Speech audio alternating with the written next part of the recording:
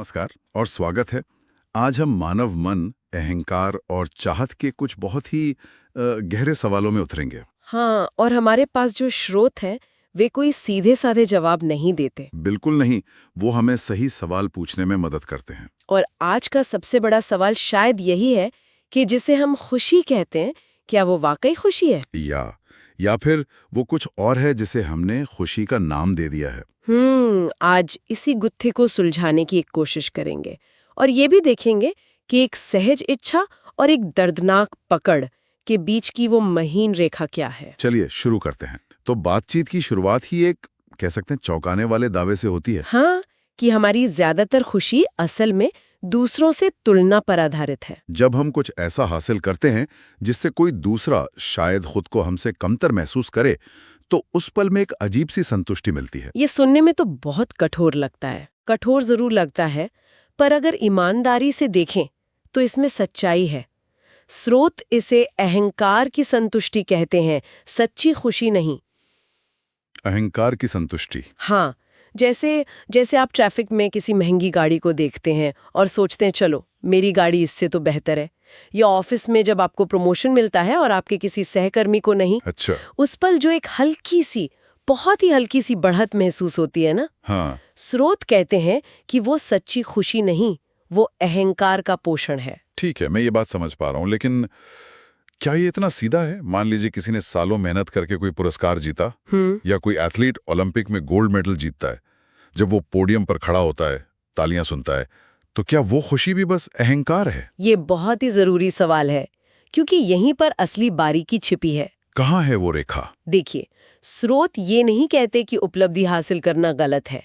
फर्क है कि खुशी का स्रोत क्या है। मतलब क्या खुशी उस काम को करने की प्रक्रिया से मिल रही है, अपनी क्षमता को पूरी तरह इस्तेमाल करने से, या खुशी का असली स्रोत ये है कि मैंने दूसरों को हरा दिया, मैं सबसे बेहतर साबित हुआ।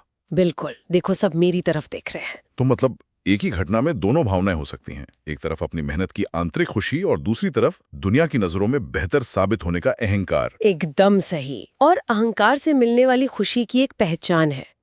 उसे हमेशा एक गवाह की जरूरत होती है। उसे दर्शक चाहिए। हाँ, अगर आप दुनिया के सबसे अमीर इंसान बन जाएं, लेकिन ये बात किसी को पता ही ना चले, तो क्या अहंकार को उतनी संतुष्टि मिलेगी? शायद नहीं, क्योंकि वो तुलना में जीता है। उसे ये एहसास चाहिए कि किसी और ने उसकी जीत को देखा है और शायद उस जीत से खुद को थोड़ा कम महसूस किया है।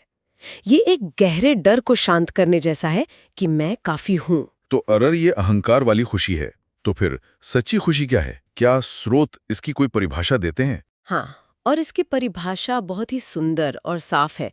वो कहते हैं, सच्ची खुशी वो है जिसे किसी को दिखाने की जरूरत ना हो, जिससे किसी को चोट न पहुंचे, और जिसे किसी गवाह की आवश्यकता ना हो। वाह। हाँ, जिसे किसी गवाह की आवश्यकता ना हो, ये अपने आप में एक बहुत बड़ी बात है। बिल्कुल। मतलब एक ऐसी खुशी जो पूरी तरह से आत्मनिर्भर है, जैसे किसी शांत सुबह में एक कप चाय पीना, या बस बिना किसी वजह के मुस्कुरा देना। हाँ, ये एक अंदरूनी अवस्था है। ये बस होने का एक एहसास है, कुछ साबित करने का नहीं।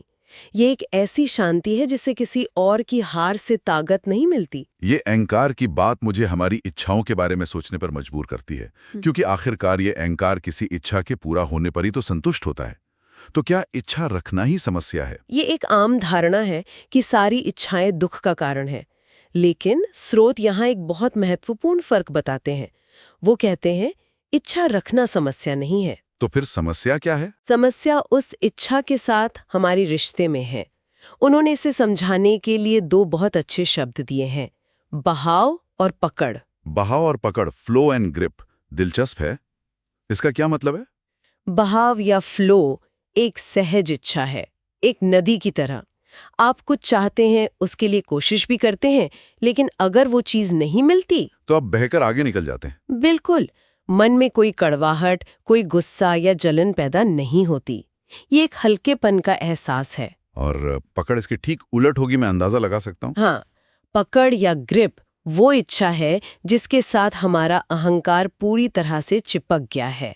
वो सिर्फ एक इच्छा नहीं रहती, वो हमारी पहचान का सवाल बन जाती है। अगर मुझे ये नहीं मिला तो मैं किसी काम का नहीं। सही। अगर उसने मुझे छोड़ दिया तो मेरी जिंदगी खत्म हो जाएगी।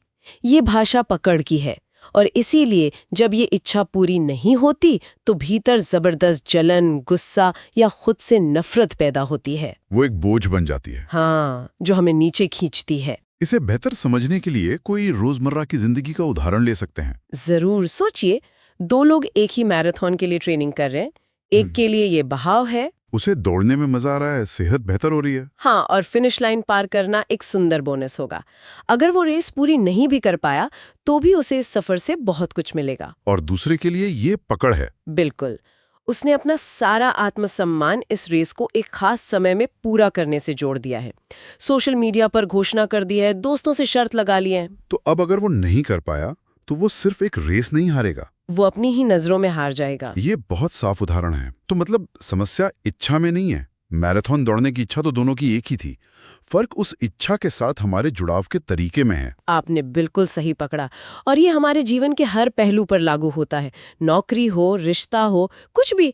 सवाल ये नहीं कि हम क्या चाहते हैं, सवाल ये है कि हम उसे कैसे चाहते हैं। क्या हमारी चाहत में एक खुलापन है या एक बेचैनी? हाँ, एक डेस्परेशन। ये पकड़ वाली बात मुझे हमारे काम करने के तरीके पर सोचने को मजबूर करती है। अक्सर हम कहते हैं कि हम कुछ नया सीखने के लिए उत्सुक हैं, क्यूरियस है, पर क्या वो सच में जिज्ञासा होती है? या वो भी एक तरह की पकड़ ही है, खुद को दूसरों से बेहतर साबित करने की पकड़। हाँ, ये एक और बहुत ही सूक्ष्म लेकिन जरूरी अंतर है जिसे स्रोत सामने लाते हैं, जिज्ञासा और अहंकार के बीच का अंतर। बाहर से देखने पर दोनों एक जैसे लग सकते हैं। वो कैसे? स्रोत बताते हैं कि अहंकार हमेशा बहुत जल्दी में रहता है। उसमें एक छटपटाहट होती है, उसे तुरंत परिणाम चाहिए, मान्यता चाहिए, तालियां चाहिए। हाँ, मुझे ये कोर्स सबसे पहले खत्म करना है, मुझे इस विषय का एक्सपर्ट बनना है ताकि लोग मेरी इज्जत करें।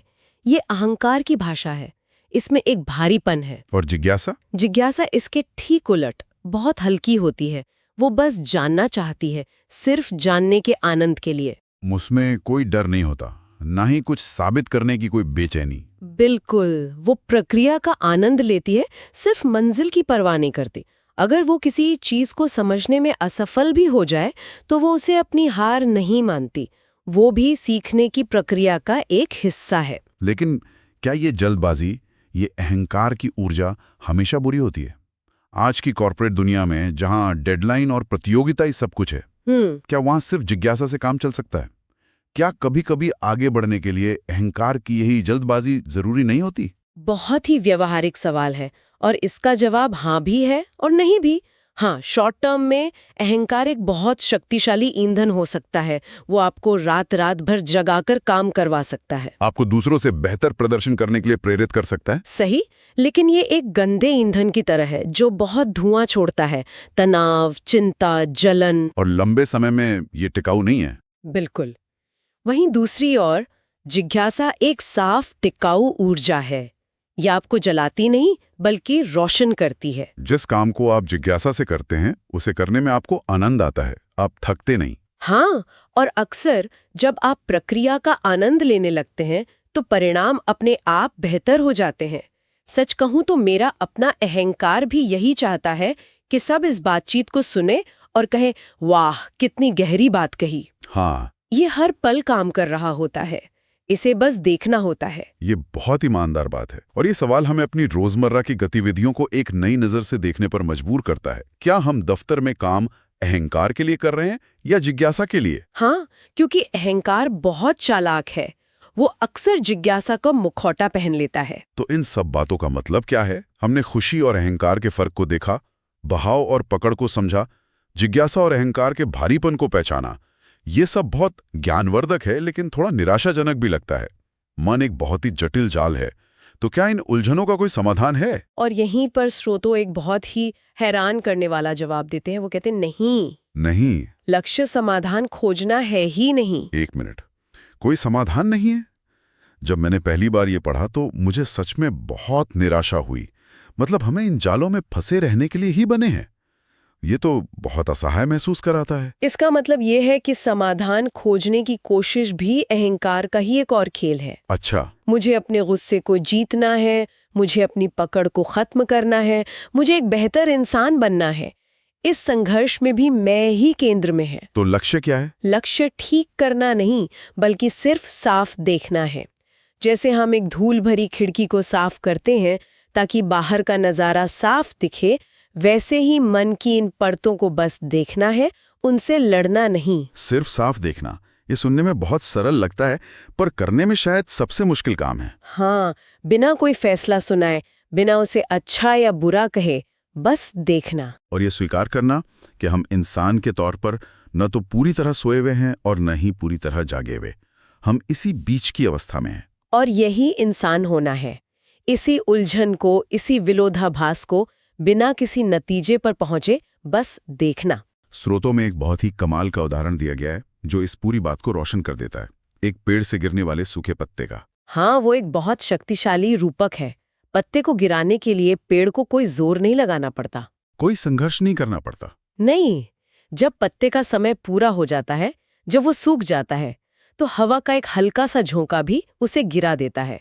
वो अपने आप गिर जाता है। तो इसका मतलब ये है कि जब हम अपनी पकड़ को, अपने अहंकार के खेलों को, अपनी जलन को बिना किसी फैसले के बस साफ साफ देखना शुरू करते हैं, तो उन्हें छोड़ने के लिए संघर्ष नहीं करना पड़ता। वो विचार, वो भावनाएं, वो सूखे पत्ते की तरह अपनी जीवन ऊर्जा खो देती हैं और अपने आप गिर जाती हैं। हमें उन्हें धक्के मारकर गिराने की जरूरत नहीं पड़ती। देखना ही वो हवा का झोंका है। लड़ने में ऊर्जा लगती है, देखने में नहीं। ये बहुत शक्तिशाली विचार है। यानी हमें अपनी कमियों से लड़ना नहीं है, बस उन्हें देखना है पूरी ईमानदारी से। हाँ, क्योंकि लड़ने में भी अहंकार ही शामिल है। मुझे अपने गुस्से पर विजय प्राप्त करनी है, ये भी अहंकार का एक आध्यात्मिक खेल बन जाता है। साफ देखने में कोई संघर्ष नहीं है, वहां सिर्फ अवलोकन है। हाँ, एक गहरी शांति के साथ। और जब वो सूखे पत्ते झड़ जाते हैं तो उनके गिरने के बाद क्या बचता है? स्रोत कहते हैं ना सुख न दुख, केवल एक गहरा मौन। मौन, ये शब्द थोड़ा डराता है। ज्यादातर लोग मौन से, खालीपन से भागते हैं। और ये समझना जरूरी है कि ये मौन किसी चीज की कमी नहीं है, ये खालीपन नहीं है, यह एक पूर्णता का एहसास है। अच्छा, यह मन की उस उथल पुथल के परे एक अवस्था है जहां सुख और दुख के झूले पर झूलना बंद हो जाता है। यह वह जमीन है जिस पर सुख दुख के बादल आते जाते रहते हैं। तो आज की इस पूरी बातचीत को अगर समेटना हो तो हमने मन की कई परतों को समझा। अहंकार से मिलने वाली क्षणिक खुशी और उस सच्ची खुशी के अंतर को देखा जो किसी गवाह की मोहताज नहीं। हमने चाहत के दो स्वरूपों को जाना, एक जो नदी की तरह बहती है और दूसरी जो एक बोझ की तरह हमें पकड़ लेती है। और हमने जिज्ञासा के हल्केपन और अहंकार के भारीपन के बीच की महीन रेखा को पहचाना। और शायद सबसे महत्वपूर्ण बात ये सीखी कि ये पूरी यात्रा कुछ बनने या कुछ पाने की नहीं है, ये सिर्फ देखने की है। हाँ, ये बातचीत भी कोई उपदेश नहीं है, ये सिर्फ एक अवलोकन है। इसमें मौन भी उतना ही जरूरी है जितनी की बातें। मकसद किसी नतीजे पर पहुंचना नहीं, बस देखना और महसूस करना है। बिल्कुल, निष्कर्ष पर पहुंचना भी तो अहंकार का ही एक रूप है। मैंने समझ लिया, ये एक अंत है, जबकि देखना एक सतत प्रक्रिया है जिसका कोई अंत नहीं। हाँ, ये एक अंतहीन खोज है। तो जाते जाते हमारे श्रोताओं के लिए एक अंतिम विचार छोड़ जाते हैं। अगर जीवन के उलझनों का कोई समाधान नहीं, बल्कि केवल उन्हें साफ साफ देखना ही लक्ष्य है, तो वो कौन सी एक चीज है, कोई एक भावना, कोई एक विचार या कोई एक पकड़ वाली इच्छा, जिसे आज हम बिना किसी नतीजे पर पहुंचने की कोशिश किए, बिना उसे अच्छा या बुरा कहे, बस देख सकते हैं?